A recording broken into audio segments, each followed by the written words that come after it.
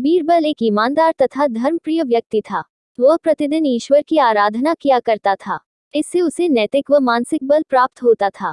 वह अक्सर कहा करता था कि ईश्वर जो कुछ भी करता है मनुष्य के भले के लिए ही करता है।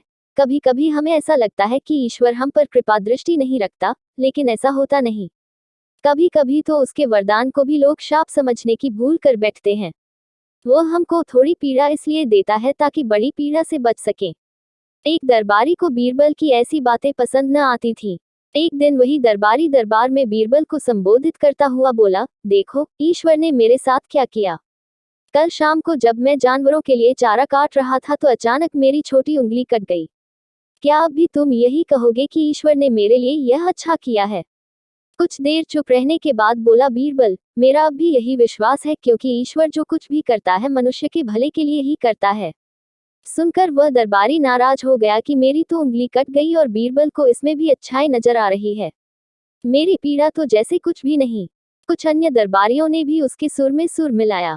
तभी बीच में हस्तक्षेप करते हुए बादशाह अकबर बोले, बीरबल हम भी अल्लाह पर भरोसा रखते हैं, लेकिन यहाँ तुम्हारी बात से सहमत नहीं।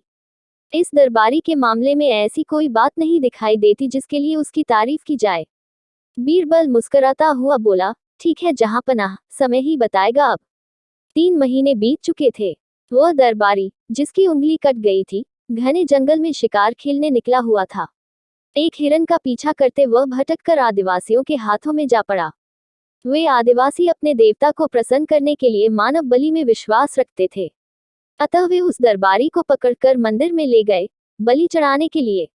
लेकिन जब पुजारी ने उसके शरीर का निरीक्षण किया तो हाथ की एक उंगली कम पाई। नहीं, इस आदमी की बलि नहीं दी जा सकती। मंदिर का पुजारी बोला, यदि 9 उंगलियों वाले इस आदमी को बलि चढ़ा दिया गया तो हमारे देवता बजाय प्रसन्न होने के क्रोधित हो जाएंगे। अधूरी बलि उन्हें पसंद नहीं। हमें महामारियों, बाढ़ या सूखे का प्रकोप झेलना पड़ सकता है, इसलिए इसे छोड़ देना ही ठीक होगा। और उस दरबारी को मुक्त कर दिया गया। अगले दिन वह दरबारी दरबार में बीरबल के पास आकर रोने लगा।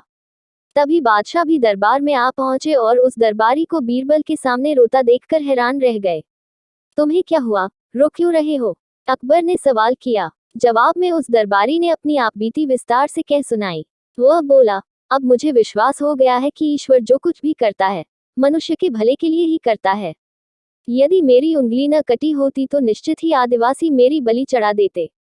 इसीलिए मैं रो रहा हूँ, लेकिन ये आंसू खुशी के हैं। मैं खुश हूँ क्योंकि मैं जिंदा हूँ। बीरबल के ईश्वर पर विश्वास को संदेह की दृष्टि से देखना मेरी भूल थी। अकबर ने मंद मंद मुस्कुराते हुए दरबारियों की ओर देखा, जो सिर झुकाए चुपचाप खड़े थे। अकबर को गर्व महसूस हो रहा था कि बीरबल जैसा बुद्धिमान उसके दरबारियों में से एक है।